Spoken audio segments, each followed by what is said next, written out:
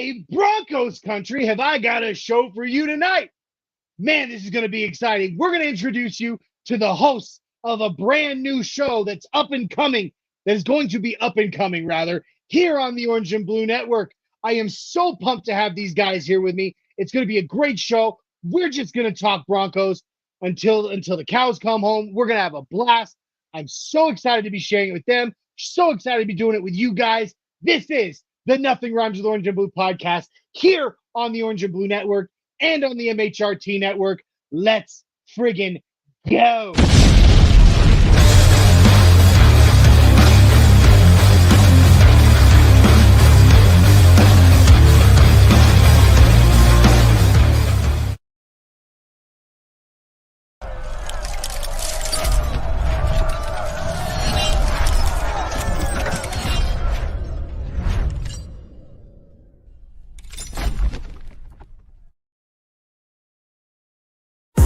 Smooth, the pins to chew, breaking down plays about to debut. Never pride in every view, nothing rhymes with orange and blue. Bright lights of my heart in our view.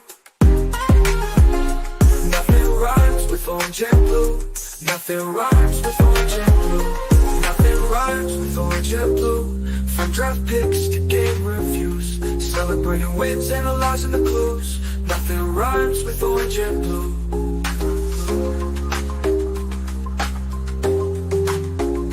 Nothing rhymes with orange and blue. No orange and blue. Nothing rhymes with Orange and Blue podcast.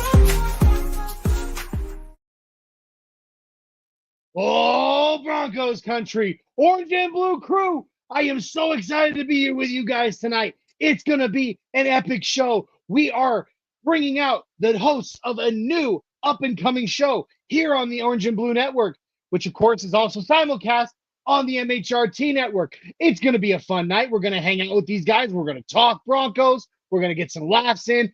It's going to be a great freaking show. So please, without further ado, if you will indulge me, I'd like to introduce you to the hosts of the new show that will be debuting very soon here on the Orange and Blue Network, the Broncos Bros Podcast, hosted by real-life brothers-in-law, fanatic Dak Marquez, and Mile High Montoya, George Montoya.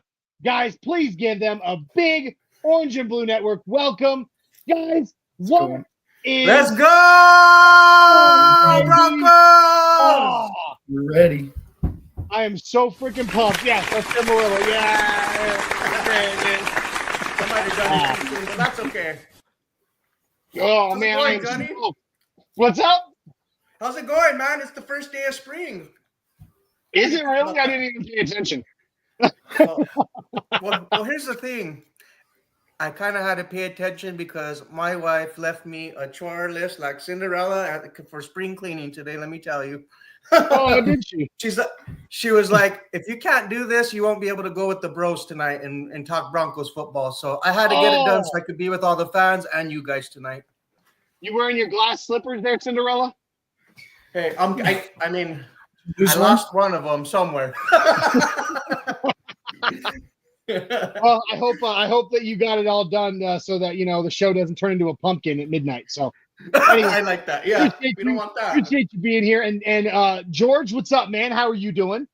Doing well. Pleasure being back on the show, and happy to have you announce us in. And we're excited. Buddy. We appreciate the opportunity. And we're excited. Absolutely. Orange and Blue crew, you guys might already recognize these guys because in the last 2 weeks, both these guys have been on one at a time on different episodes of Nothing Rhymes with Orange and Blue podcast. We called that kind of their screen test. Wanted to see how they were going to do, and I thought both these guys did a phenomenal job on their first episodes. And so now it's official. The Broncos Bros podcast is a go. So I am super excited to debut that very soon, guys. How are you feeling about it? I'm pretty ecstatic about this opportunity. When Jay first messaged me to be a guest, just in general, that was shocking. And then you came at me with an opportunity to possibly be a content creator for the Orange and Blue Network. And right away, I thought about my bro-in-law, Mile High Montoya. And I was like, hey, bro, Johnny liked the way what I did on the show. Would you be willing to co-host with me if you're a go as well when you get your opportunity on his show? And from then on out, bro, it's been a Crazy, fun ride, actually. Yeah, I'm choked up about it. Thank you so much. We appreciate you. Oh, dude, of course. And George, how are you feeling about this? Dude, I'm super hype. It's kind of crazy. Like I said, it's kind of surreal. It's super unreal to actually think we're going to be doing something that matters to us and something that we love, but also, bringing some quality content, new content, something fresh for the fans that we can bring something nice to the Orange and Blue Network, Talking Broncos, bro. Just talking Broncos. That's all it is. I mean, it's bros. That's what we do. The whole goal. Broncos and the bros. Network, that's right. This whole network, the whole goal has always been to make it more like hanging, analytical, of course, because people want to know things, but at the same time, making it feel like you're hanging out with your best friends as opposed to just talking, statistics and stuff. I don't want to be Sports Center. Okay. I want to be a tailgate party. You know what I mean? No, miss me with that. Guys, let's talk ball like the old times, just kicking back on the tailgate. So that's the whole point. So, guys, thank you for helping me welcome these two gentlemen to the Orange and Blue crew officially as hosts here on the Orange and Blue Network. This is the Nothing Rhymes with Orange and Blue podcast. We are here on the Orange and Blue Network, and we are also simulcast and partnered with the MHRT Network. So please, if you have not already, jump on over to Orange and Blue Network, like, subscribe, share, comment on all of our pages on YouTube, Facebook, Twitter. Check out the audio version of our podcasts everywhere you get your favorites. Then also, please jump over to our sister, our partner, whatever you want to call it, where we are simulcast on MHRT Network. Like, subscribe, share, and comment on YouTube, Facebook, Twitter, Twitch, even on Instagram. We appreciate you guys very much for doing so. Thank you so much. Also got to get a little bit more house cleaning out of the way because apparently it is the first day of spring, so it's a little bit of I got to do some work here. We got to show some love to the sponsor of today's show, and that is Dubby Jitterless Energy Blend. You can see the link in the bio below. Dubby.gg will take you there. Jump on over to Dubby.gg and get yourself a dub, man. This stuff is so delicious. Right now, they got these special anime flavors coming out that are kind of crazy, but you can see Dubby comes in a multitude of delicious flavors, and it has the kick you need to get your day started and keep going throughout your day. Worth of caffeine, but you don't get jitters or crash later because Dubby is formulated with no sugar. It also has no calories, no dextrin. It's nothing but amino acids, B vitamins, sharp for your day, called neurofactor, and the caffeine in Dubby is derived directly from the coffee plant. So it's as natural as it can be, gives you the energy you need, but doesn't kick you in the ass and knock you down at the end.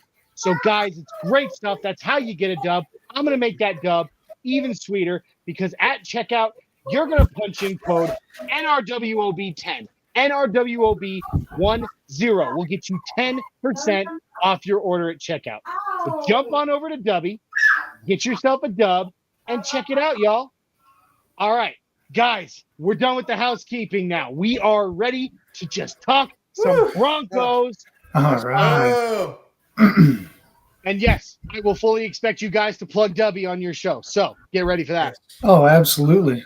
Looking forward to it. Hell yeah. We've already got Eat a Dubby. Yeah, Dubby's good stuff, man. Jay and I both swear by it. Still love my coffee too. But Dubby is it's just a different way to get that energy at the beginning of my day. So we've already got several of our fans in the house right now. We got D-Rock. He's always been so faithful. We love D-Rock. He's in the house. Lakers what? Lakers who? Laker dumb. I definitely emphasize the dumb at the end of Laker. But that's okay. That's okay. I still love you, D-Rock. You at least love the Broncos. They got Doncic. I'll give him that. That's fine. Anyway, he gives you guys some love, though. He says Dak and Montoya. Yeah, we gotta come up with a nickname too for George. I think about being so damn handsome, because he really is, man. I mean, look. Well, I appreciate it. I mean, look at that face, man. Like it's like he was sculpted. I had my crew in here. I had to make sure I got ready for the lights. Hey, Johnny, but ask him why he always wears a hat, though. I'm just saying. Just kidding. Gotta represent. I ain't been to the barber, all right? Hey, no dropping dimes on your brother there, Dak. I'm so sorry.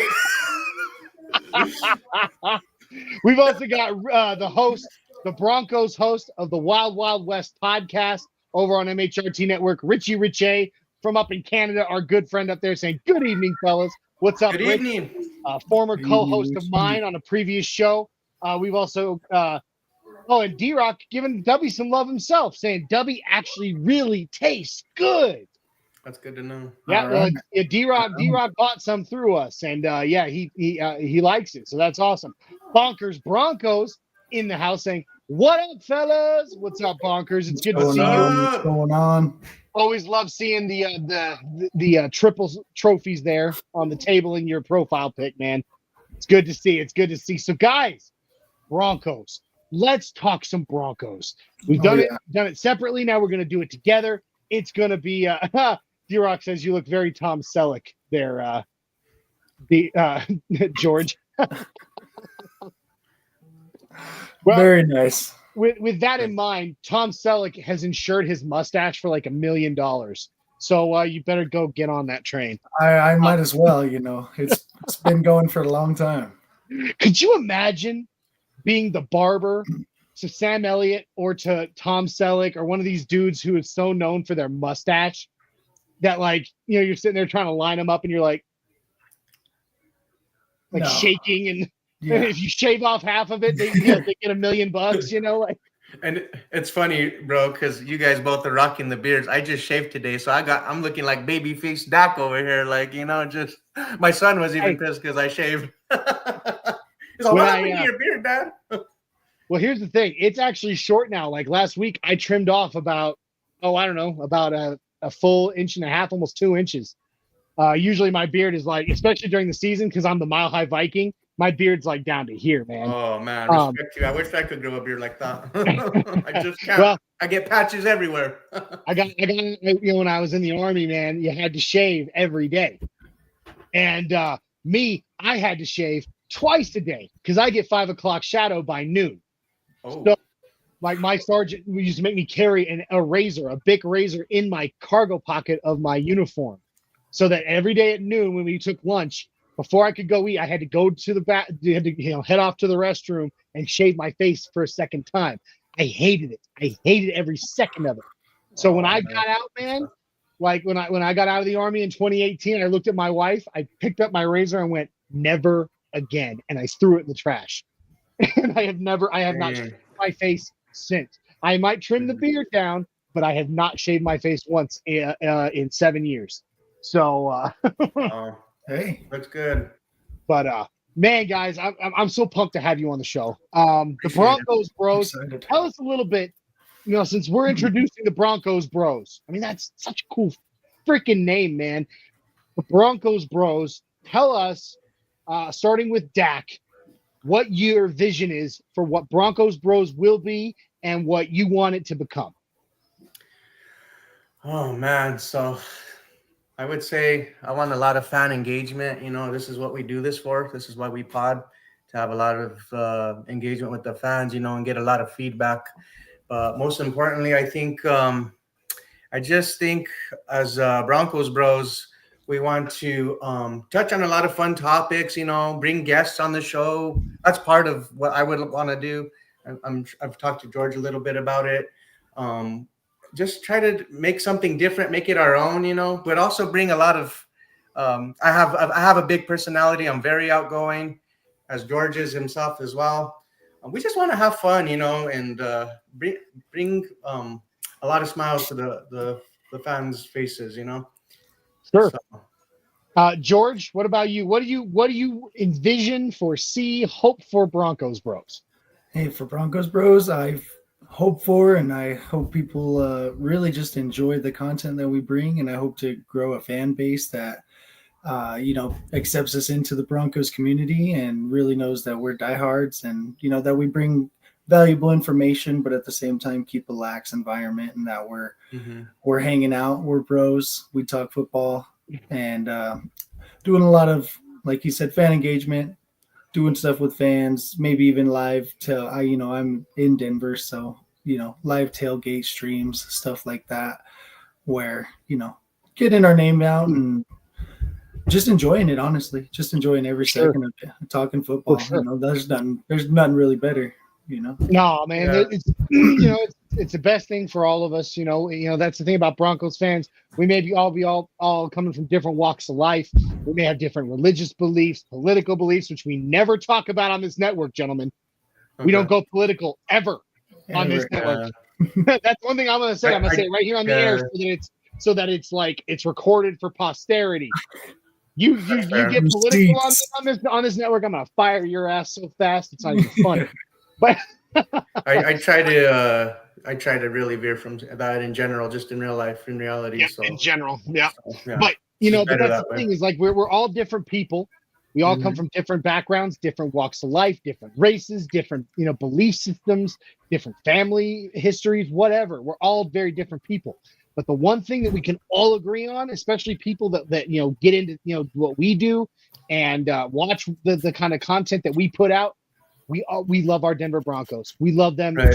It's besides our families, besides our wives, our children, or our husbands or whatever.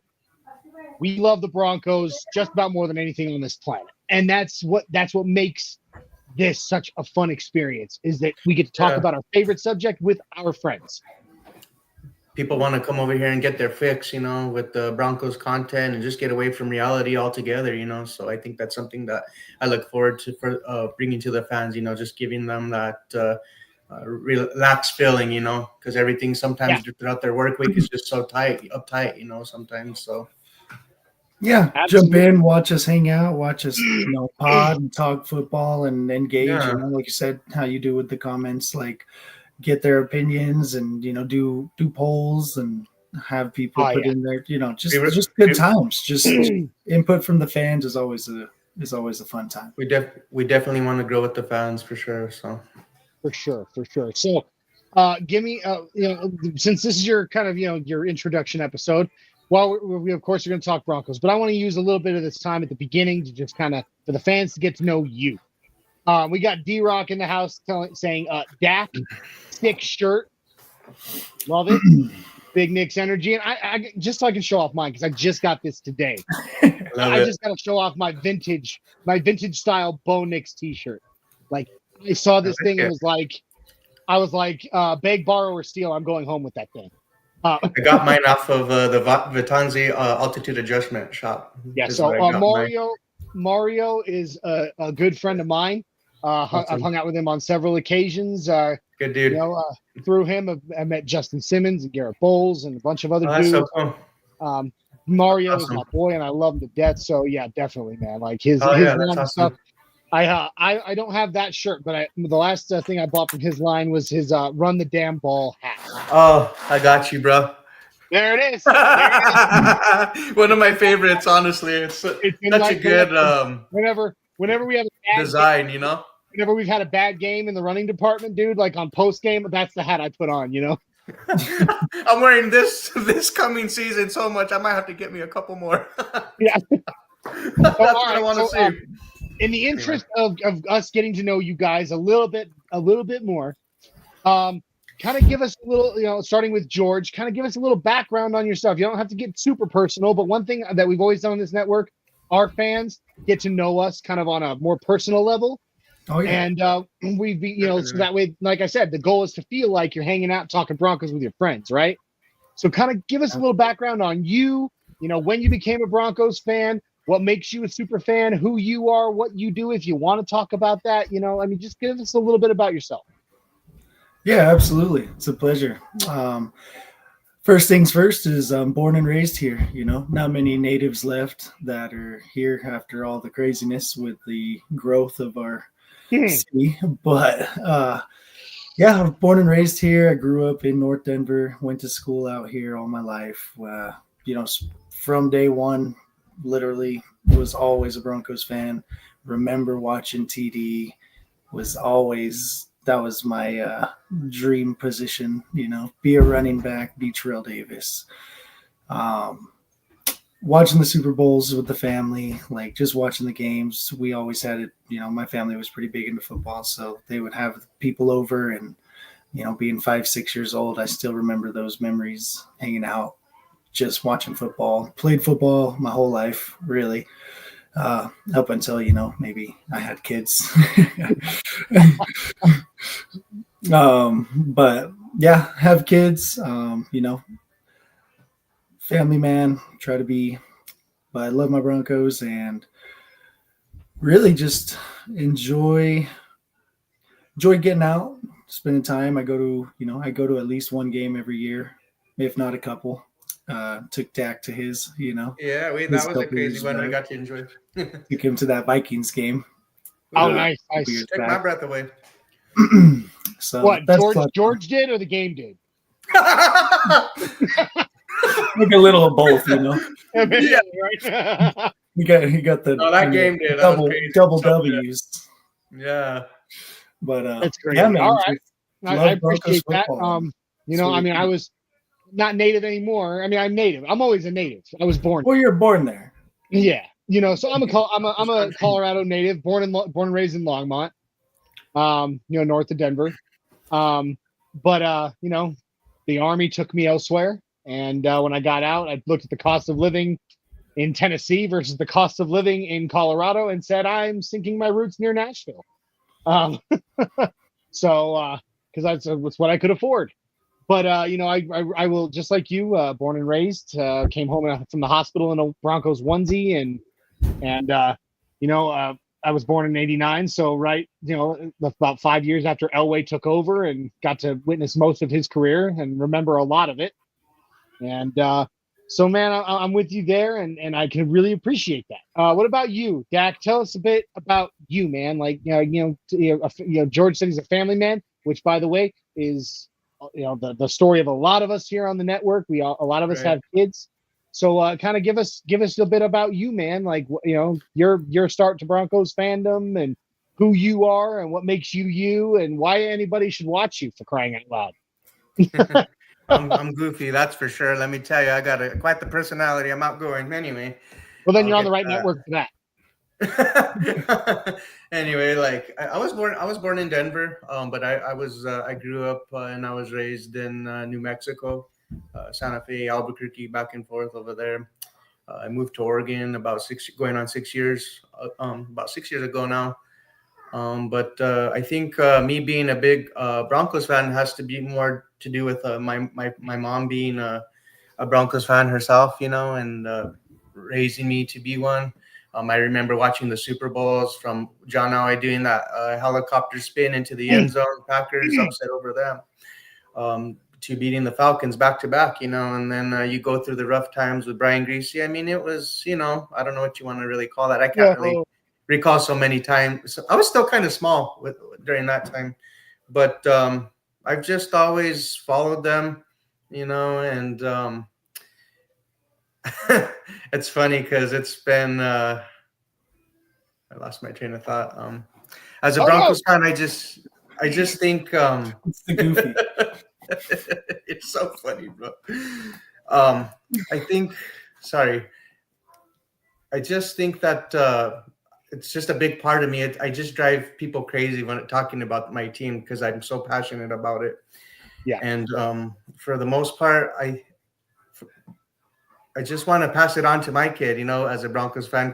And actually, I took pictures of him the other day, and he's already claimed the throne of being a Broncos fan. Let me tell you. That's great. That's great. And I'm trying to do the same thing. My kids whose hands you see waving into the screen right now. Yeah. Hi, boys. Bye, boys. Flee before me. Love you guys. Bye. Sorry. All right. I'm trying to raise them up to be Broncos fans too, and I know they will be. But right now all they care about is video games and stuff like that. Trying to get them to actually sit down and watch a game with me is like trying to milk a cat, so it doesn't work very well. But man, it's so it's so cool trying to raise this next generation of Broncos fans, and all three of us are doing that. So just loving it, guys. Just loving it, man. And it's nice to get to know you guys. I hope the chat isn't really blowing up right now. It's also not our normal night that we go live. Gotcha. So a lot of our fans that are used to watching this on Tuesdays, they're probably like, "Oh snap, it's on Thursday. Well, I've got something going on." So it happens. But like it's good to get to know you guys on a bit of a personal level. So now let's talk this season a bit. Oh no, you know what? No. Scratch that, reverse it, going back. I want to know from each of you one at a time your all-time favorite Broncos memory. Like what you can talk about a play or a moment and what you were doing, what happened to you, what happened, but your personal favorite Broncos memory of all time. I got mine if you want to think for a second, bro. You go ahead. All right. So mine will be a memory, of course, which I guess they're all memories, but mine was the 2013 season when Brock took over and we played the Patriots here in the snow on my birthday. And I was there at the game in the end zone that CJ Anderson ran the touchdown into to win the game. That's so dope, okay. dude. So it was dude, it was just perfect. It was perfect. It's my birthday. It was snowing. Snow's one of my favorite things. Like that was such a fun game to watch, just from my vantage point. When I was watching that game, that may be the most jumping up answer, right? That may be the most unique answer to that question I've ever heard. Like you always hear, like the John Elway helicopter, man. I dropped my drink or something like. But man, like a Brock Osweiler memory being part of your favorite Broncos memory. Beating the Patriots, the undefeated Patriots. Yeah, but you don't ever hear Brock Osweiler being mentioned as part of someone's favorite Broncos memory ever. Right. So to hear that, like, I'm not against it at all. No. I mean, I kind of, look back on the Brock Osweiler, history in Denver and take it with a little grain of salt and flick it away. But at the same time, man, like, I do have to remember that if he had not been there in the 2015 season, we wouldn't have made that Super Bowl run. He was a part of that. 5-2. And Peyton Manning was out for part of it. So, just desserts. Nice answer. I like that. It's unique, but I like that. So, what about you there, Dak? What is your all-time favorite Broncos memory? My all-time favorite Broncos memory has to be Super Bowl 50. Just I remember leading up to the Super Bowl with all the media just favoring the Panthers. Even me just being at work, so many people were going for the Panthers, just stating how they were such a powerhouse and that the Broncos didn't really have a chance, with high-powered offense with Cam Newton at the helm. But I just kept telling them, this Broncos defense is relentless, you guys. You have no idea what's coming. So just watching that Super Bowl run and Super Bowl 50, the way Von Miller, because I'm a Von Miller diehard, I have Von Miller everything. I have like 4 jerseys of Von Miller. So just seeing him like just dominate that game and the defense in general and just make the MVP Cam Newton just look so pedestrian in that game. It's crazy, and it was surreal just to see us hoisting the Lombardi Trophy and John Elway just saying, "This one's for Pat," just because that moment was so awesome. So that's something that I always cherish, and there's so many moments that I do have, from I've been to many games with family and stuff, but I just think that moment particularly because that was Peyton Manning's last hurrah, you know what I mean? And since we haven't really had anything, so I think as a fan base and just myself as a fan in general, I've just really cherished that moment. Yeah. I think honestly that's one of the reasons my moment was so more memorable, because we went on to win the Super Bowl. Night. We went on the run we did, and it kind of started there with getting over that hump. Let me ask you something too, real quick, pertaining to that, George, just because it just came across my mind. How vital, with Brock Osweiler, do we even get to have an opportunity to have the Super Bowl run we did? Because I know people look at the playoffs, but you look at the regular season of us having that stretch of wins with him. Like, how do you feel, man? Like, do you think get to that point without him? No, we wouldn't. I guess it depends if you put a different QB in Brock's situation, because he was there already. He knew this. He knew the system. He knew how we ran the offense. He had already got to learn from my GOAT, PFM. He's learned from the GOAT himself. The best mind to ever be in the game. So the confidence that he had in knowing the system and being able to manage and not destroy and not be dysfunctional, because he wasn't amazing, He was the perfect game manager, and he accepted that role. Yeah. It was functional. And I can't hate him for getting his bag, but obviously we weren't going to pay him that much to keep him. No, we were not. No. And there wasn't much, with the defense on the other end of the playing field. I think there wasn't really much for him to. He just didn't have to turn the ball over, really. If we're being honest. No fly zone. Yeah. So let CJ and Ronnie do the work. Let them. Oh yeah. Let them work. Do your short passes. And Brock had a cannon. He'd get the couple long balls. We'd get a couple DT big catches, right? But he was the perfect game manager to take us on a run when you didn't have the sheriff, right? Yeah. I mean, he did what he did, and he got us where he got us, and got to give the man at least that credit. I wish I could say that Super Bowl 50 is my favorite memory. It's a phenomenal memory. Don't get me wrong. But I also, like, my homeboy who, founded this network and this podcast with me, Isaiah. He's my best friend in the world. Yeah, he's a great dude.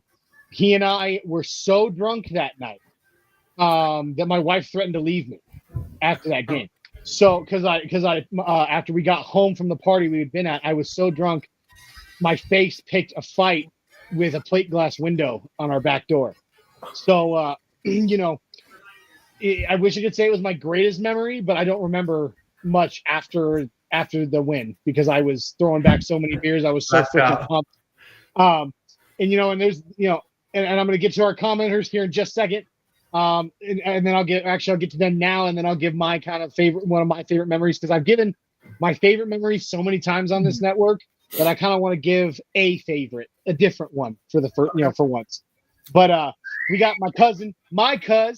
This is becoming, it's kind of interesting. Orange and Blue Network is becoming a family affair now, because Jay and I are cousins. These two are brother-in-laws. It's getting crazy. But my co-host on this show normally, Jay, he's popping in the chat right now from the Arctic in Omaha, Nebraska. He says, "What it do, fam? Sorry I can't be there tonight. I'm rubbing two sticks together for one." Because poor Jay has not had power at his house in Omaha since 7 a.m. yesterday during a blizzard. Stay strong. Send us smoke signals, bro, when you're backing at it.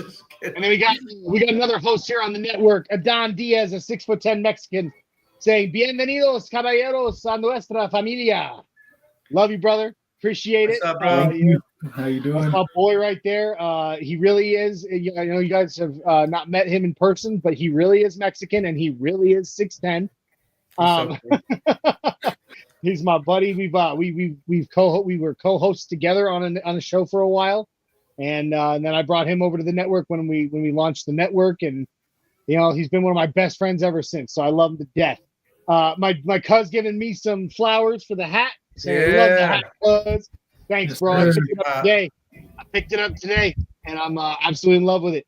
And then we got D-Rock popping in talking. He was commenting on your mention of CJ.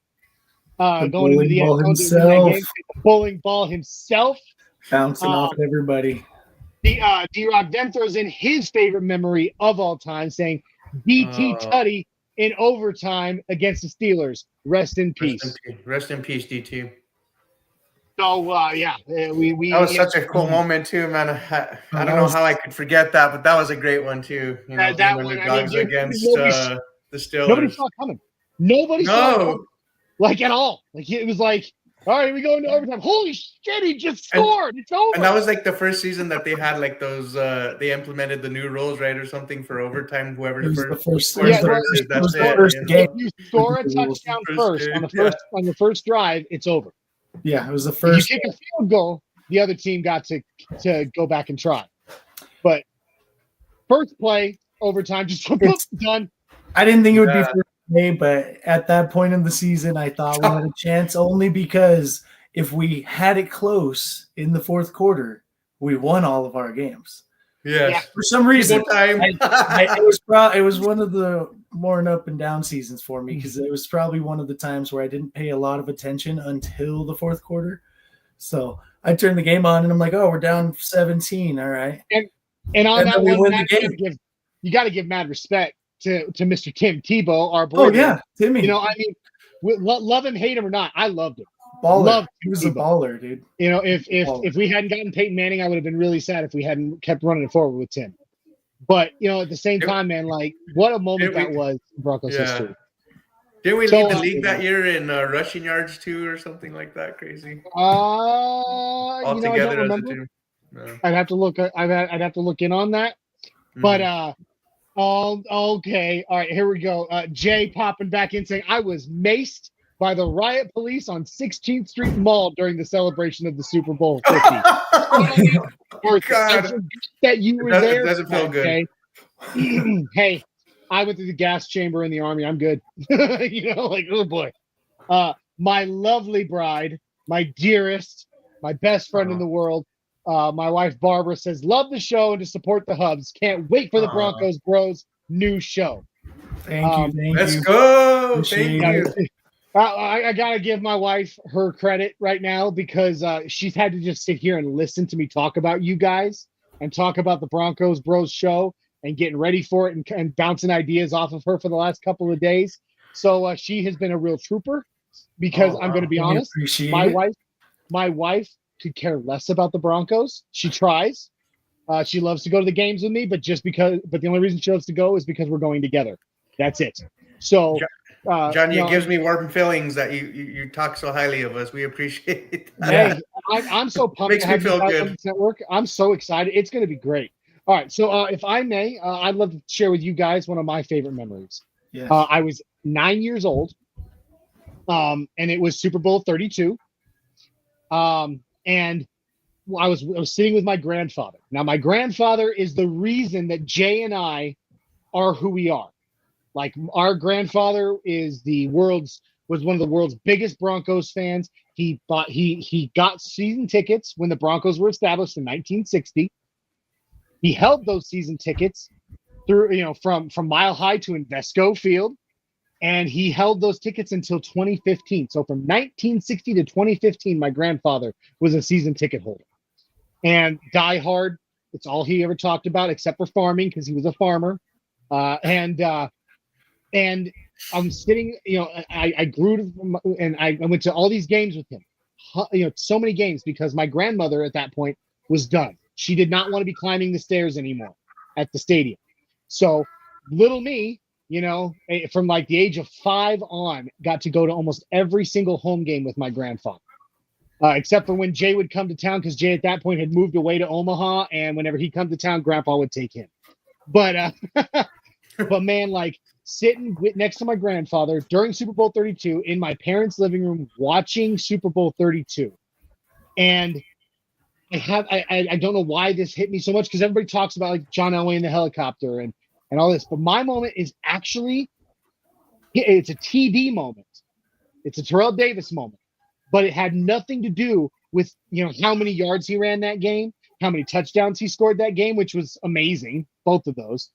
But what it was when he got kicked in the head, and he had a migraine headache that caused him his vision to black out. As a 9-year-old kid, I was suffering migraines myself at that time, and I still do. I have since I was 9, and it was a very new experience for me. And I remember sitting there and hearing about it, that he was suffering from a migraine, and that Well, actually, I learned about it later after the fact. But still, to learn that dude got kicked in the head so hard that he blacked out, he could not see, but still went onto the field without vision and ran a route, and in a play action that allowed John Elway to make a pass for a first down. Muscle Dude memory. was freaking blind from a migraine. And when I heard that, I was like, this guy's my hero. Because I'm suffering from these. I'm just now like, this is a new experience. My head, like, I've never experienced anything like this in my life. It's awful. It's terrible. And I can't even get out of my bed. But this dude stood up off the sidelines, went into a football game, and ran a route blind with a migraine.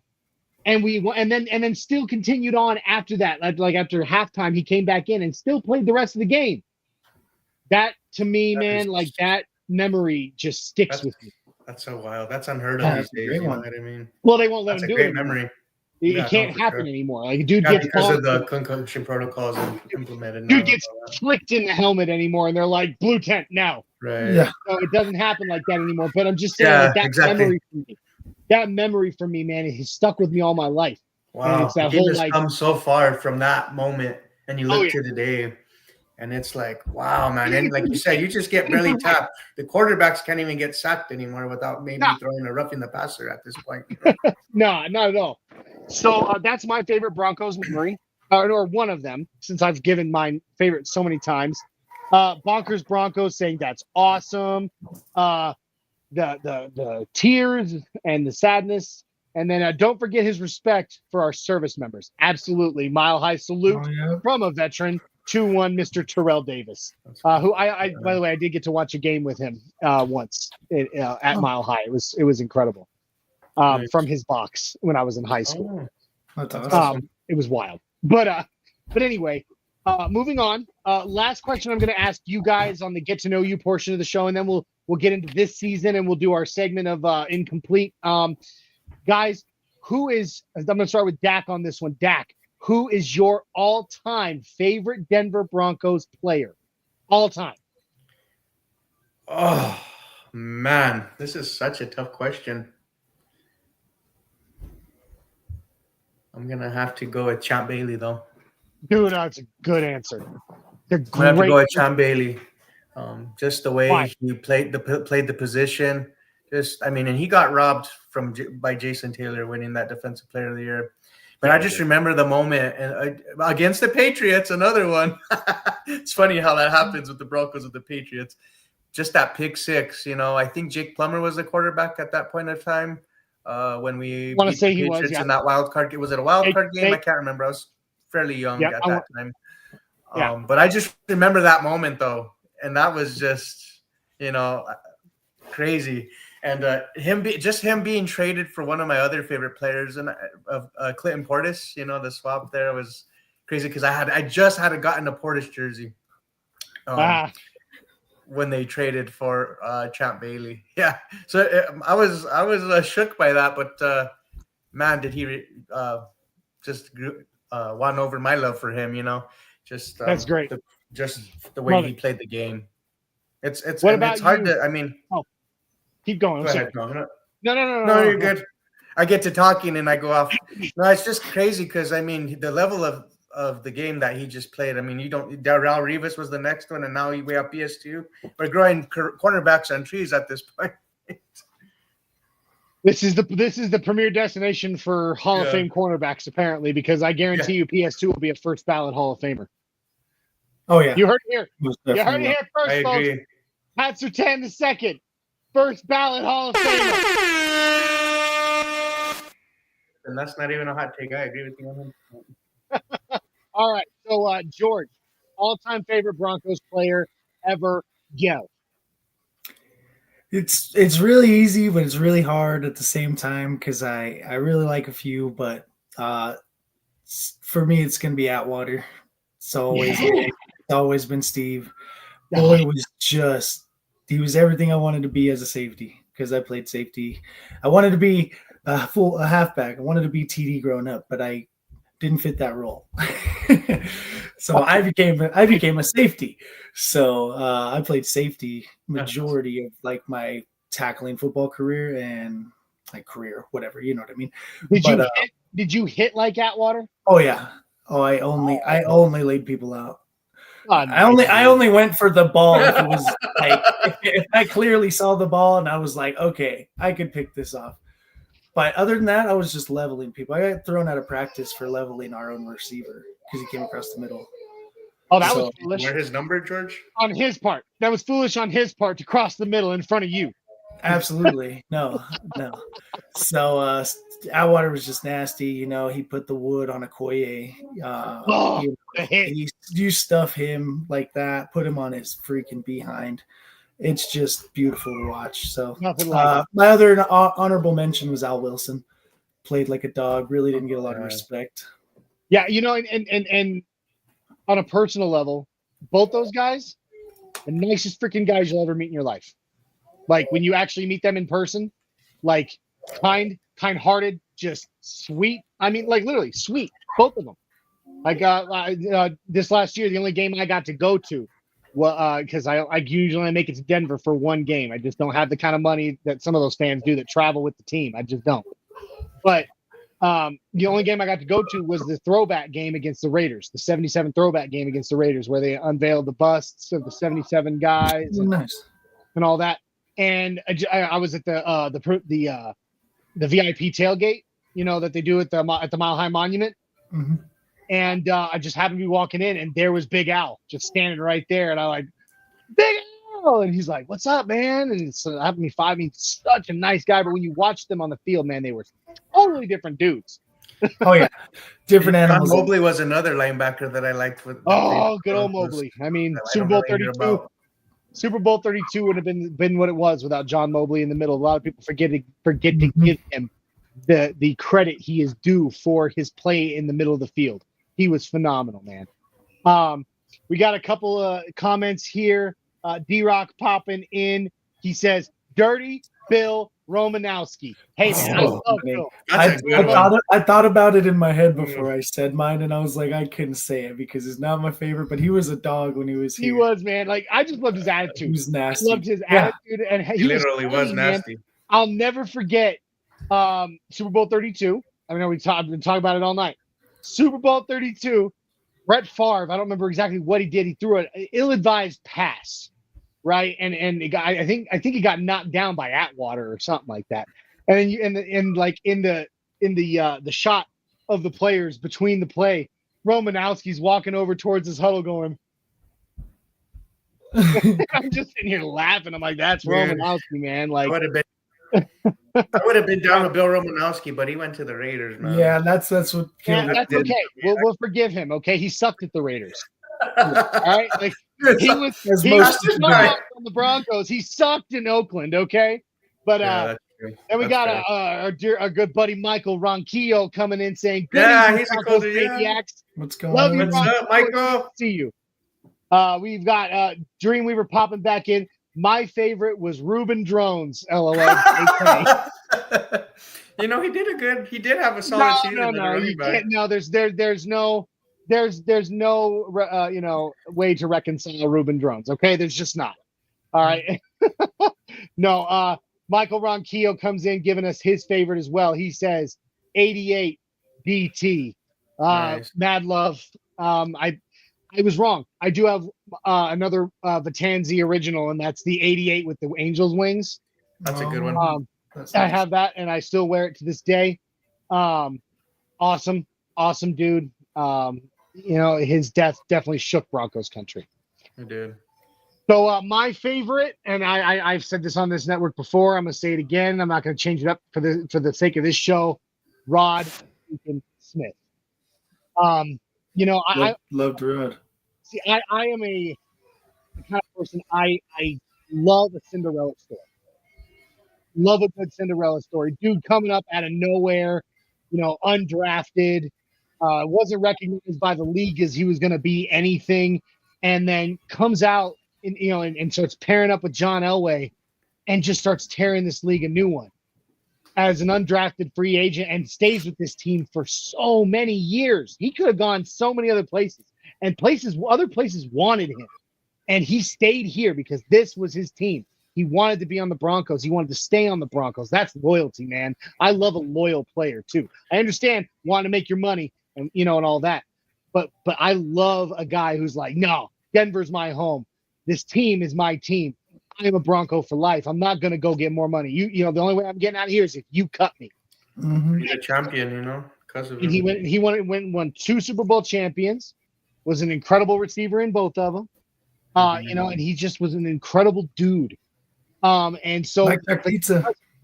Because of that Cinderella story, Rod Smith is my all-time favorite Bronco. Yeah, Shannon Sharp's another good one. I mean, we can talk all day about players of Broncos. Rod, and we can go down the list. Rod's a really good one, though. You don't really hear a lot of people say Rod. Rod was really forgotten about by many, but not by the true ones that really know. But I met him at our school because he brought blackjack pizza. Oh, that's so cool. Yeah, I swear, at elementary school. Oh, it's crazy. And I've never gotten to meet him. I've never gotten to meet Rod. And I have tried for years to get him on this show, and I'm still going to keep on trying until he says yes. I swear to God. Broncos Bros are going to make it happen. No, all right. Well, Broncos Bros make it happen. You better have me on that show. Oh, you're going to be on the line. If you guys interview my favorite player in the world on your show, and I'm not there, it's over. You Broncos Bros cancel culture, man. George and I will be posting. We'll be adding Rod Smith on X day 1, asking for Rod Smith to join the show. I've done it. He doesn't respond, okay? I've tried. Believe me, I've tried. Broncos saying he's met Rod Smith. Well, I'm jealous. Hey. Oh, dude. I heard he's a good dude too, man. I've met LATD, Atwater. Wow.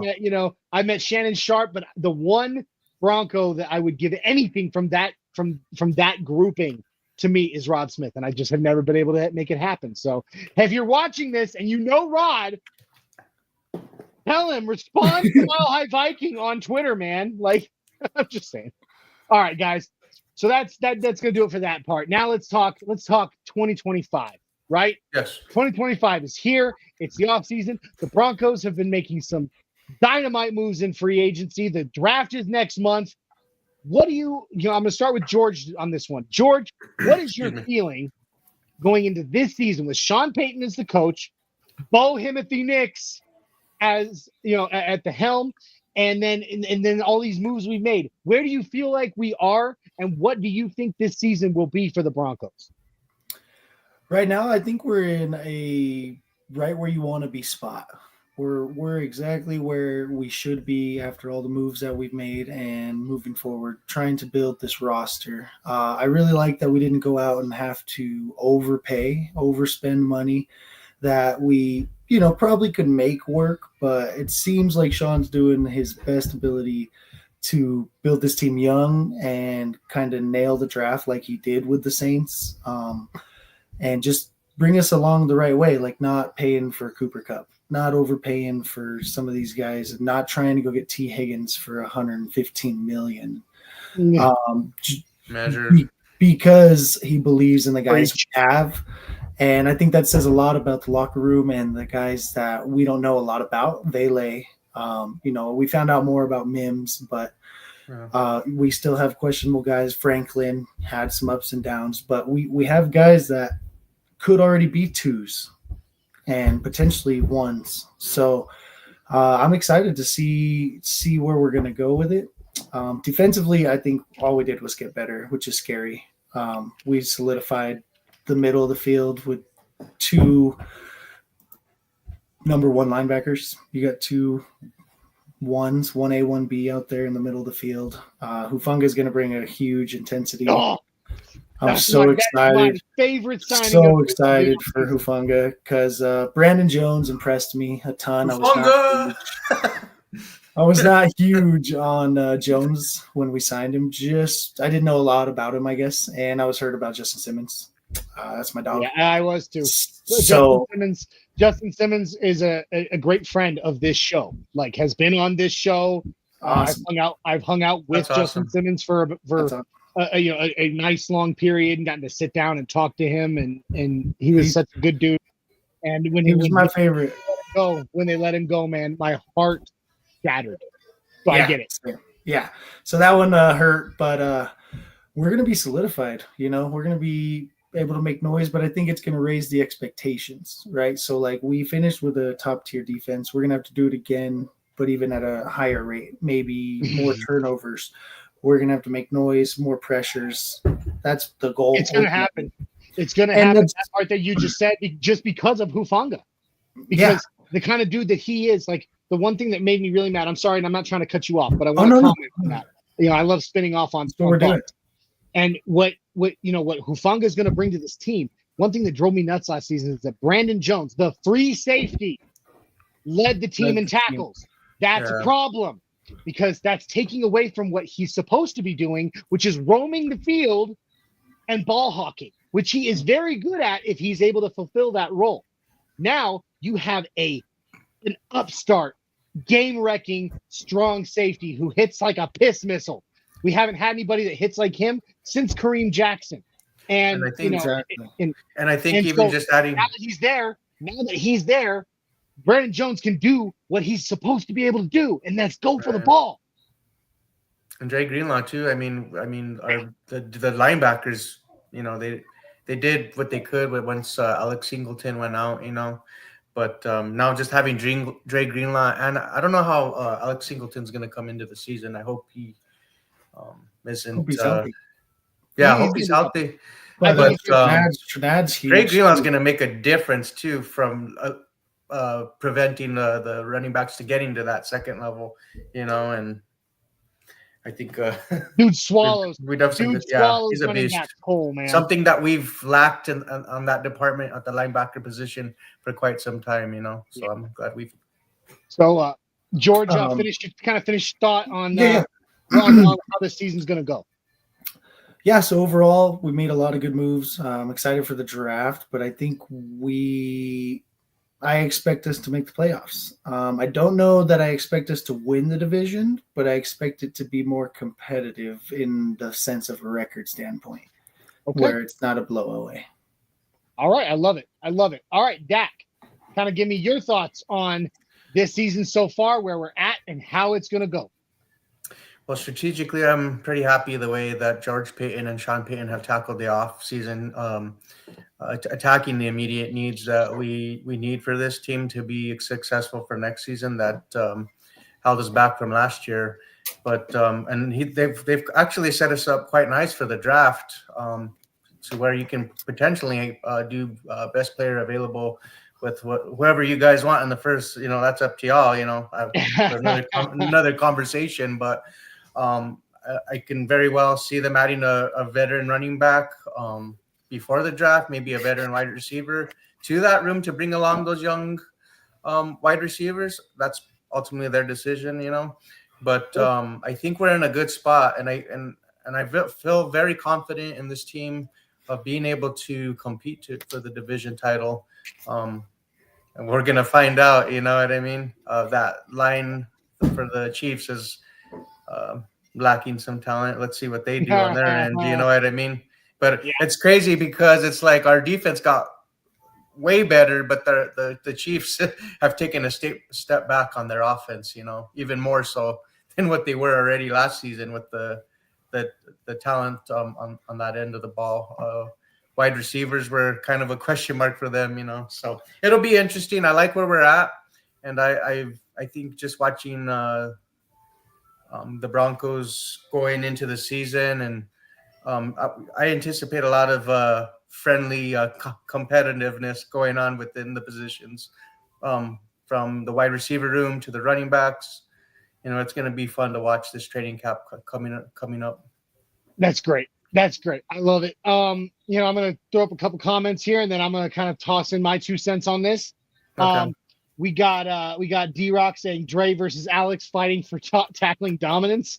Yeah, if I'm Alex Singleton, I wouldn't be expecting to be the team leader on tackles anymore. But it's a good place to be, man. Let them compete to see who can out tackle the other. Like, go for it, man. Like, competition breeds excellence. Yeah. And we got our hype man, Shy Vargas, in the house. Shy will be getting his very own segment every week during the season pregame show where he's going to hype us all up every single week, getting us ready for each and every game. It's going to be a blast. He hyped us up. We had him on for just a segment last season during the actually right before the Bills game in the postseason, and you know he hyped us up, predicted a Broncos 42 to Bills nothing. It didn't obviously happen, but man, he had us so freaking pumped. So our buddy Shai Vargas here, our game day hype man, saying I cannot wait until the NFL draft. I'm with you as well, buddy. We're gonna have a pregame or a pre-draft show with a bunch of us on there, and then we're also doing a day one during the draft show live during the draft. So it's gonna be a blast. I can't wait to see what happens. So now I'll give my 2 cents, and then we'll keep on rolling. We'll get to this question from D-Rock, and then you know, depending on what the chat's got going on, we'll hit our final segment. So for me, I'm with you guys. I feel like this team is in a spot to compete right now. Now, granted, the national media disagrees with us with that. They're like, no, you know, the Broncos are Broncos and blah, blah, blah, blah. No, listen. You obviously weren't paying attention last season, okay? Because the Broncos had the Chiefs by the balls in both games that we played them. And the only reason they beat us was because of a lucky, and I will continue to say, lucky. I don't care that they game planned that push on Alex Forsythe or not. Even with that push being successful, 9 times out of 10, you don't succeed in that blocked field goal. So I'm sorry. With a lucky blocked field goal is the only thing that saved the Chiefs from being dominated by the Broncos last season. For Bo season. Nix to outplay Patrick Mahomes in that game. Patrick Mahomes, absolutely. I mean, it was poetry in motion, and it was beautiful. This team is in a great place to compete. Like you said, the moves we've made so far, I mean, getting Evan Ingram on this team, the great guy's not a great inline blocker, but he is one hell of a pass-catching tight end. All right? So get him out there, get him moving across the middle of the field, taking some great passes from Mr. Bo Himothy Nix, and get that going. And like you said, the defense only got better.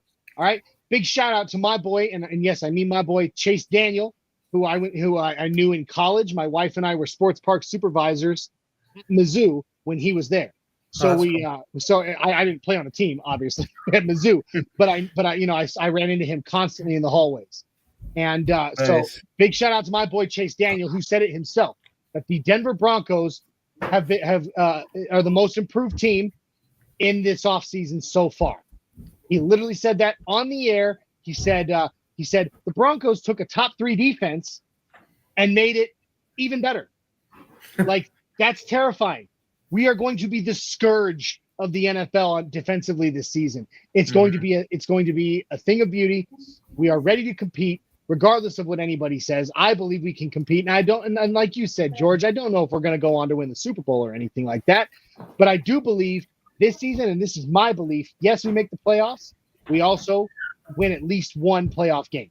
And Johnny, we can even add more talent through the draft to this defense, which is even more wild. Do you want to add Kenneth Grant or Derek Harmon to that defensive line, or Walter Nolan for in that matter? My Lord. Oh man, it's gonna be something to behold. Scary hours. I'm very excited. So that's my thoughts. I'm with you guys. We are ready to compete. We are here. We are gonna put the NFL on notice because they don't believe in us. They still don't believe in us. They never do. We as Broncos fans, we know what it is to live with a chip on our shoulder because nobody ever believes in us. So here we are. Amazing. Yeah. It's just amazing that once you get the quarterback right, everything falls into place so quickly. Okay. Yeah, absolutely. It is. And I'm going to pull up this. I got one question here from Shai Vargas. Then we're going to hit D-Rock's question. We do have Jose Canejo in the house saying, yo, hey, what's going on, bro? Yo, Broncos. That's a new name. That is a new name to us in the Orange and Blue crew. So here's to you, my friend. Welcome to the Orange and Blue crew. I got blue usually right I have a beer to cheers with or something, but today it's A&W Zero Sugar Root Beer. Nice. Water. H2O. That's right. H2O. Gatorade. Water. Oh man, Adam Sandler. Okay. And then we got Shai Vargas asking us a question. Do we think Bo Nix takes a step back? Everybody's talking about Bo Nix's supposedly pending sophomore slump. Do you believe Bo Nix takes a step back, George? Absolutely not. And I actually don't understand what a step back would mean. Does he have less touchdowns? Does he throw a few more interceptions? Like, what is a step back? Or are we talking here? But mostly, I think you look at some of the sophomore slumps, for instance, like CJ Stroud last year. Mm-hmm. Yes. A lot of the stuff he went through was due to injuries, not having the greatest scheme, O-line When Tank Dell went banked down, up. dude, he was screwed. Yeah, that's what I mean. They dealt with adversity, which we haven't had to deal with, cross my fingers, knock on wood. Assuming that we can stay healthy for another season, I can only see us getting better. And the way Bo presented himself last year, he is a workhorse.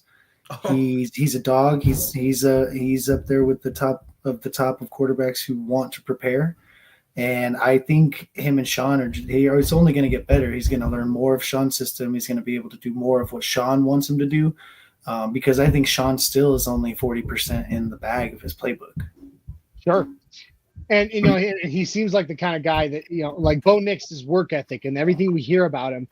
I don't think he's going to just be, he's married, so he's not going to be out partying a whole lot. He's very mature he's incredibly mature for a second-year quarterback. I agree with you. What about you, Dak? Do you think I don't anticipate of a step back with him. I mean, the rapport he has with going into year 2 with his wide receiver corps, and then us just adding more weapons, is going to even only benefit him. If I'm not mistaken, last year, I mean, he was the offense. He caught a touchdown pass. He ran the football. He led the team in rushing yards for most of the games. Like, that's you know what I mean. So you get a running back, you get the necessary playmakers around him. I don't anticipate him taking a step back by any means. And like George alluded to, is he's willing to put in the work. He's a workhorse. So with those elements, I don't foresee that. Love it. And I completely agree with you. Michael Ronquillo popping in saying Denver Broncos' first NFL season was 1960. Take the number 19 plus Super Bowl 60. That's this year, guys. Let's do it. Yeah, you got George throwing up the number 19. Marvin Hams. Yeah, that's right. Okay, now this question by D-Rock. He says, just a query. If Champ and PS2 were playing in the same time period that you can't start them both, who would you start? George, you know? Yeah, go ahead. Okay, PS2 and Champ? Yep, you got PS2 and Champ, but you can't start both. Who do you choose? Ooh, that's a good one. That's a tough question. But I think I'm going with Champ. We didn't plan it, and I don't have my sunglasses, but you know what? This is literally one of our segments on this show called the Mile High Matrix. All right, check it out.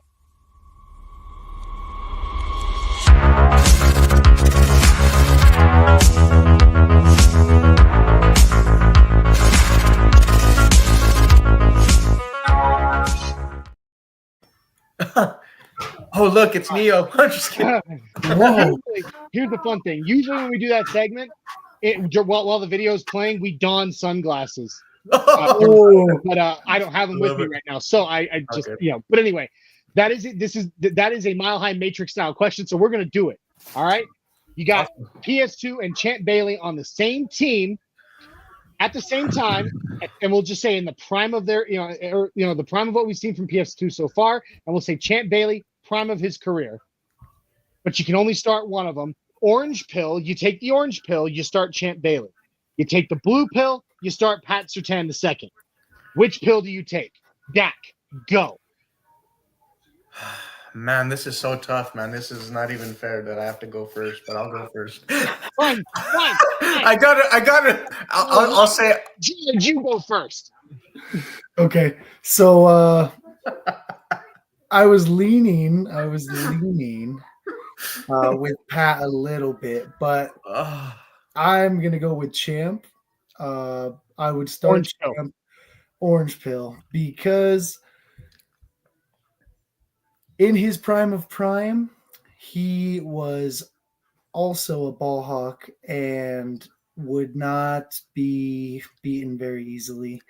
He would be able to make a little bit more game-changing plays, where I think Pat is still developing that aspect of his game, where he's not making the best of game-changing plays, where he's getting He's shut down. there. He's a He's shut down, but Champ Bailey was a game changer.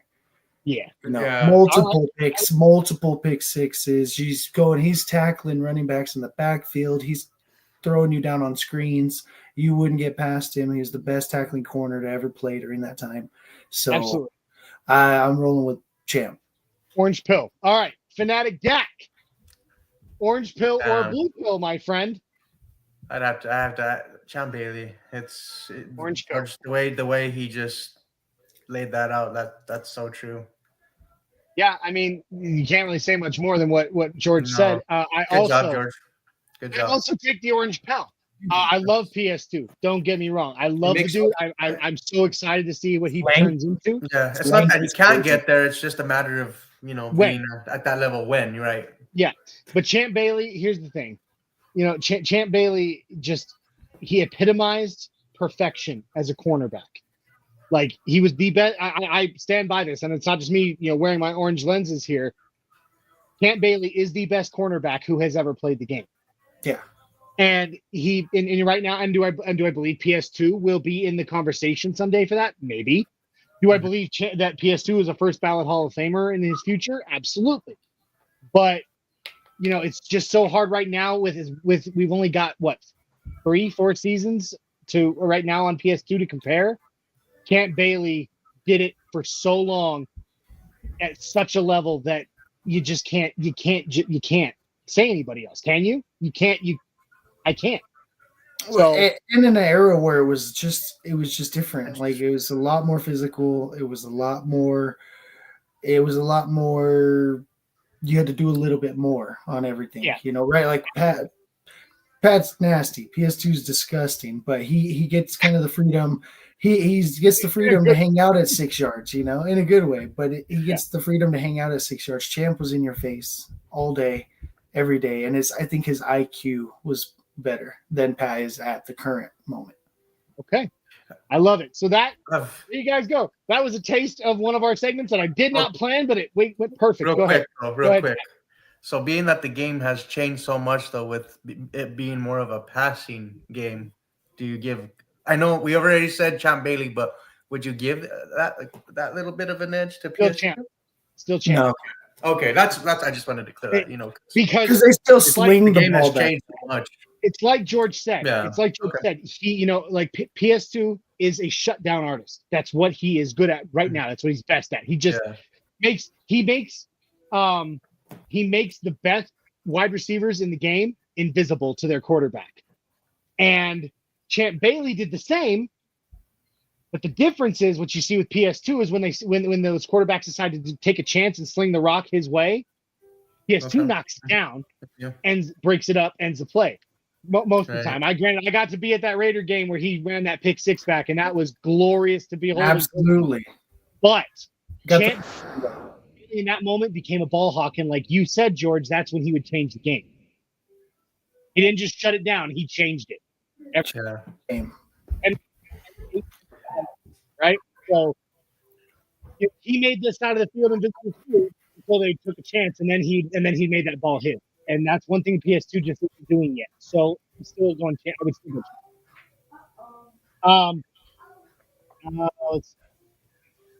go. We have several people. Michael Ronquillo agreeing with us. Kodiak Broncos Podcast. Welcome. Quarterback 1 and quarterback 2 duo in franchise or in NFL history. I would have. I think I would agree with that statement. D-Rock saying real quick. Benito, Allen, JFM, all on contract years. That means huge numbers from them. Yeah, it's going to be interesting to see who puts up the fight to prove to the front office, you need to keep me here, because there's a good chance one of them has to go next year. I hate to be that decision maker. Thank God. I would too. Yeah, I would too. Depending on the market, but I think if cards fall right, we could probably afford all three, and also if they're willing to be here, obviously, right? That plays a huge factor. And there's always ways around it, convert some of a contract to signing Broncos bonus. are phenomenal at constructing contracts. You can then pay with Walmart cash. That's what I said. When you hire Walmart, they kind of just will figure it out. So yeah, we'll get figure $3 million cap spaces. Here, we're cap giving hits. you we're giving you a $1 annual contract. Okay? $1 trillion. You're gonna make $1 this season, but as I slide the briefcase under the table, though. Yeah. But you're getting a $16 million signing bonus. Right, -$2 million against the cap. I love it. Okay. Awesome. So now we're gonna do one of my favorite segments to close out the show. Michael Ronquillo saying he's got a PS2 and Champ Bailey Broncos jerseys. Yeah, man. I don't have my Bailey anymore. Unfortunately, it got ruined. It got freaking wrecked. But it's okay. It's okay. I have the memories in that jersey. All right. So now we're gonna move on. It is time for the phrase is incomplete. I hope you guys are gonna have fun with this one because I always do.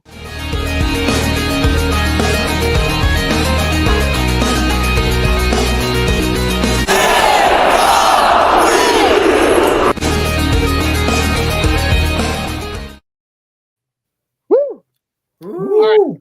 This is the phrase is incomplete. All right, guys. So the way that this works, I explained it a little bit before the show, but I'll give you another quick rundown of it. It's very simple. Each one of us will take a turn making a statement, not a question. And somewhere in that statement, we are going to leave a blank so that the phrase is incomplete. And then we will each take a turn filling in that blank. Very simple. So, if you'd like, since it's, I can go first. I'll go first. All right, dude, send it. With the 20th overall pick, the Broncos will select blank. Ooh, see, that's tough, though, because we don't know who's going to be there. I know. Just all fun, it's just fun. All right, give me a little context here. All right? Give me a couple that I can pick. So who is still on the board? Okay, so we have Kenneth Grant on the board. Colston Loveland. Okay. Amarion Hampton still there. Okay. And I'll throw you Emeka Egbuka. Okay. So I've given you taste a little bit of this and that. You mind if I fill in my blank first there, George? Oh, go ahead. All right, man. I'm going to go first on this one. A couple of weeks ago, I would have gone with Colston Loveland in a heartbeat, like that. However, with the signing of Evan Ingram, I feel like priorities are allowed. And here's the thing. You guys, you haven't known me very long. But if you'd watched the show for the past 5 years, you would absolutely know that I have always been adamantly against taking a running back in the first round. Ever. I think it's up to this point, I have thought it's stupid. But this season, even though it is a ridiculously deep running back class, and even though tight end is has been a need for the Broncos for a while, I feel like it has been addressed. And so for the first time ever, it would actually be okay with taking a running back in the first round. So with the 20th overall pick in the 2025 NFL draft, the Denver Broncos select Omarion Hampton. Yeah. Running back, North Carolina. Boom. I'm running. I love the guy. I love it, bro. I absolutely love Hampton. Love it. I've watched him. I was all about Devin Neal for the longest time. But the more and more I have watched film on Omarion Hampton, I feel like even over Ashton Genty, he is the most well put together running back in this draft class, and he will fit the Broncos best of all of them. So there it is. There's mine. I love it, man. Wow, you shocked me, but I love it. So that's right on the freaking head there, because I think I mentioned it before last time. That's kind of who I've been high on since I looked into all the running backs and just knowing the system that we run. The differences I noticed with Hampton, like versus Genty, is he's had to run through more contact.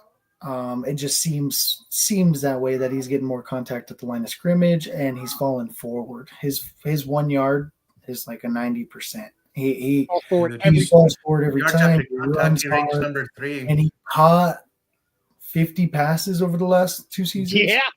Yeah. That's a great, addition. So I've kind of been high on him. So you didn't mention anybody, but I will select Omarion Hampton. The Broncos select Omarion Hampton. But honorable mention is T-Mac, wide receiver at Arizona. Just because of how deep the running back class is. Couldn't go wrong with that either. I wouldn't be mad at that. He's kind of a Sean guy. He looks the part. He looks the part of a Sean guy. Marcus Colston type build. So sure, just a little one out there, but I'm on board for Hampton. All right, Dak, fill in your own blank, brother. It's Omarion Hampton. We've needed an elite. It's just like the linebacker position that we haven't had. The running back, you need an elite running back. We've gone through so many since, I think, no Sean Marino, maybe Clinton Portis at that. It's just been a circus of. You can't forget about Anderson, man. But Mike Anderson, true. CJ Anderson. But was he really elite though? Like elite? Like yes. Or do you think he was more of the scheme? No, I mean maybe scheme somewhat, but on this team, man, he fit like a glove. So I love CJ Anderson. Nothing. His name I kind of actually dominated across my mind, but yeah, we need a running back, and that would elevate this offense so much in a big way, bro. In a big way. All right. Yeah. Cool. George, you want to go next, or you want me to give mine? I can go. Dude, send it. All right. The Broncos will sign blank veteran to close out their free agency signings. Ooh, okay. I went first on the last one. Dak, do you want to go? Say the question one more time. Yeah, I'll go first. Say it one more time for me, though. The Broncos will sign blank veteran to close out their free agency. They'll sign J.K. Dobbins will be the. Ooh, okay. J.K. Dobbins. And let me tell you why. Okay. Nasty running back. He almost had 1,000 yards and he only played in 13 games. And we saw the drop off that the Chargers offense had when he wasn't involved in the offense through injury. So that says a lot. I think he was averaging like 4.6 yards per carry or something. That's we didn't even touch that. We didn't even touch that with any of our. We were like 2.8, I believe, by the end of the season. And it would be a great deal, I would imagine. It'd be something minimal, because he's still on the market for a reason. So yeah, all right, I like it. Am I good to go? All right. We finished free agency.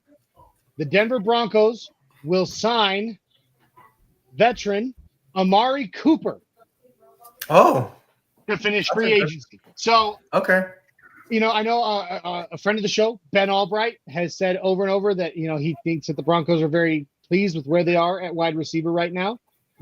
But I think that there's always room to add someone and something that can make, a difference on this team. And I do not believe that our wide receiver room is complete. I have not, and I do not, and I will not. I'm sorry. There's dudes that are developing, and they still have the potential to do so. However, space. Do I feel like right now with Bo Nix in his rookie contract and the way this team is currently put together, we are in a moment right now where we actually have a chance of making something beautiful happen, at this time. And do I want to sit on these young wide receivers that are developing, or do I want to add someone to this room that could make a difference and help us, maybe make that push over the hill to the next level? To me, Amari Cooper is the remaining wide receiver, or one of the remaining wide receivers in this market that isn't too expensive. With the Broncos have like $17.5 million left in cap space. He's not terribly expensive. He's one of the ones and he's, in my opinion, of the wide receivers that are still left out there in free agency, he is the guy that I think would fit this team the best and not break the bank. So I'm going with Amari Cooper to the wide receiver. And I'll just say this real quick is I think that's a great one, but I think we have a better shot at signing a veteran wide receiver than we do drafting one in the first round. That's just my take. Agreed. Wholeheartedly. All right, George, answer your own. Fill in your own blank, brother. So I'm kind of going out on a limb here. I believed it more early on, but I still think there's a chance the Broncos will end their free agency signings with Taysom Hill, who was in Denver today. Not for a visit, but he was watching BYU and VCU at Ball Arena. You think he hung out with his old buddy Sean Payton? I think he's having dinner with him as we speak. You think they're playing flip cup or something? He's finding out if there's a role for him. I agree with George on this one. I think it's more of a pass the salt kind of situation. But, dude, I like that. I mean, yes and no. I mean, I feel like T. Hill is kind of on the end of his, on the backslide of his career. Oh yeah, and I can understand that he's a very, but he plays special teams every play. Yeah, I mean, he's a very well-rounded player. You can put him just about anywhere. Players. But again, he's getting older, so I don't know. I mean, maybe not. But it's a very interesting take. I like it. Unique for sure. Yeah.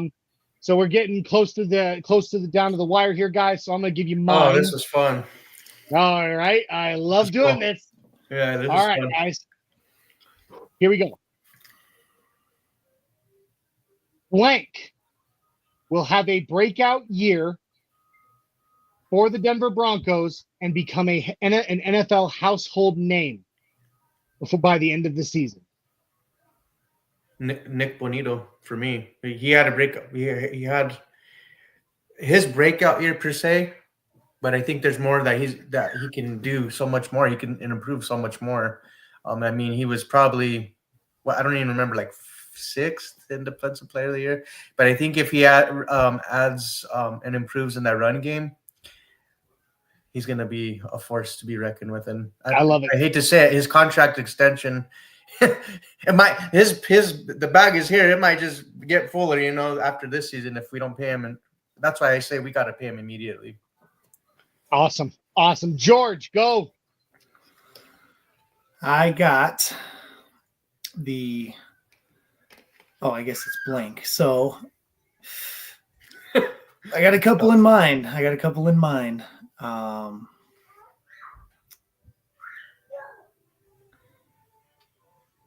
My guy will be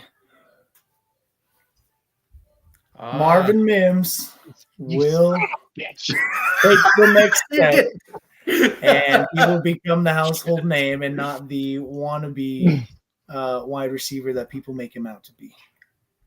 Okay. All right. I'll take it. Boomer Sooner, George. Boomer Sooner, 2 Sooners off the board, huh? Yeah, right. Yeah.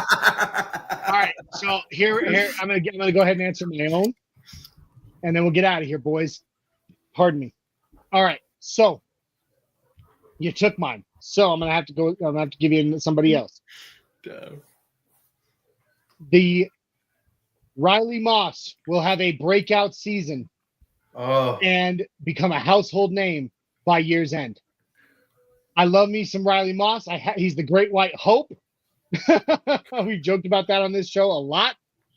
But that dude, I think he's an animal. I think he's a lot better than can jump. And I think that dude, while PS2, because I mean, like the dude was the most targeted cornerback in the league for 8 weeks straight because of PS2 on the other side.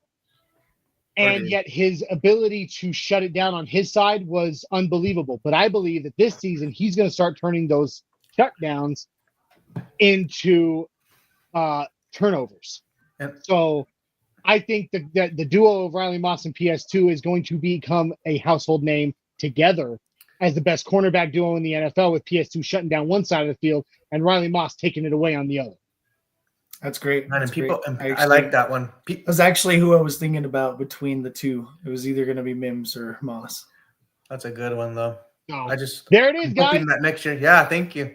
There it is. That has been the phrase is incomplete. We are going to go ahead and get ready to roll out of here. This has been an absolute blast. Guys, thank you for helping me. Thank you, guys. To welcome the Broncos Bros. Let's go! The host of the new show, on the upcoming show on the Orange and Blue Network, the Broncos Bros Podcast. Guys, it's been an absolute blast hanging out with you, talking ball, getting to know you, becoming even better friends than we already have become. Guys, I appreciate you so much for being with me tonight. All of you in the chat, everybody watching at home before, during and after the fact, appreciate all of you. If you have not already, please like, subscribe, and share, comment on the Orange and Blue Network on YouTube, Twitter, Facebook. Check out the audio version of our podcast wherever you find your favorites. Also, jump on over to our simulcast station, our partner station, MHRT Network on YouTube, Facebook, Twitter, Twitch, and even on Instagram. We appreciate all of you for being there. Guys, we're going to close the show out in a way I haven't done it in a while. All right? I came up with a thing years ago, and I swore at that time I was not going to rest until they announced it at the stadium and the entire crowd did it. It didn't happen, and I kind of let it go. But you know what? We're bringing it back, right? On this network, it started here. We call it the Mile High Five. All right? It's very simple. You put your arms out. And when I shout Mile High Five, you clap your hands above your head as high as you can. All right? Okay. Are you guys ready for this? Yes, All sir. Broncos Country, thank you for joining us here on the Nothing Rhymes with Orange and Blue podcast. Don't forget to check out all of our other shows. Don't forget to check out all the other awesome shows over on the MHRT Network. We're going to get out of here with a mile high salute and a big yeet. I love it. Yeah, thanks, guys. Appreciate it. Thank you so much. This was such a fun time, you guys. Good night. It was. Thank you, guys, and thank you, Broncos Country. Thank you, Broncos Broncos Bros. Country. We Thank you, fans. out of here. Thank you, John. Peace. Orange and blue, we're here for you. Talking Broncos all day through. No stopping us, we're on the loose. Come join the crew, no bad news. Podcast vibes so fresh and true. Nothing rhymes with orange and blue. Catching up on all that we knew. Hit play, let the episodes accrue. Nothing rhymes with